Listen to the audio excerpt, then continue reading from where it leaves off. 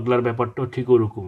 এরা যারা এখন দাড়ি রেখে বদমাইশি করতেছে, আমরা ছোটোবেলায় শুনছিলাম যে তখন পত্রিকা, তখন তো আর ডিজিটাল ছিল না, যে কেউ যদি জেনা করে, জেনার ইসলামে এখনও এটা তো আর ইসলামের আইন তো পরিবর্তন হয় না, তাই না, যে তাকে পাথর ছুঁড়ে মেরে ফেলো।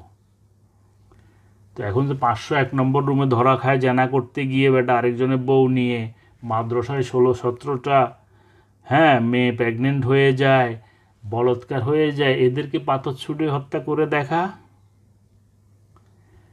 মানে ধর্মের নামে ব্যবসা। আসলে ওরা ওদের চেয়ে, নুরু পাগলার চেয়ে এখন যারা সাফাই গাচ্ছে বা এসব করছে, ওরা নুরু একটা পাগলের চেয়েও নিচু পর্যায়ের, কারণ ওর নামই তো নুরু পাগল। তোমরা এর আগে লিফলেট দিছো, জনগণকে বুঝাইছো যে এগুলো করা শিরক, সে পাগল মানুষ, তার কথা তোমরা শুনিও না। এই ধরনের আমরা কোনো পঁচাত্তর পাই নাই। আমরা মিডিয়াতে এখন সোশ্যাল মিডিয়ার যুগে তো একটা মফস্বলের বিয়ের অনুষ্ঠানও চলে আসতেছে সোশ্যাল মিডিয়াতে, একটা হাসি তামাশার কথাও চলে আসতেছে।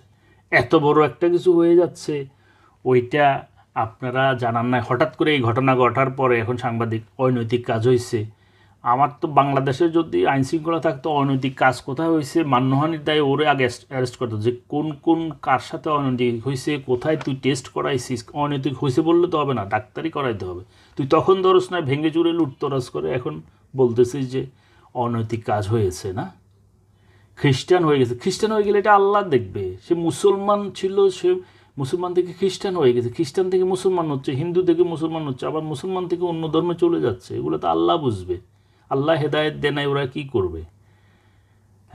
তাহলে কি তোর লজিকে, কি বাংলাদেশে তোদের লজিকে যারা আছে খ্রিস্টান, হিন্দু, বুদ্ধ, ওদের তোরা মেরে ফেলবি?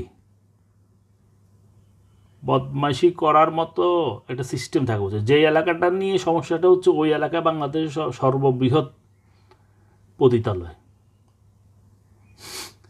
বুঝতে পেরেছেন?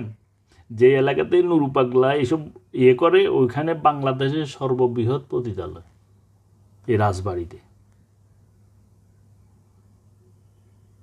তাহলে কি বলবেন?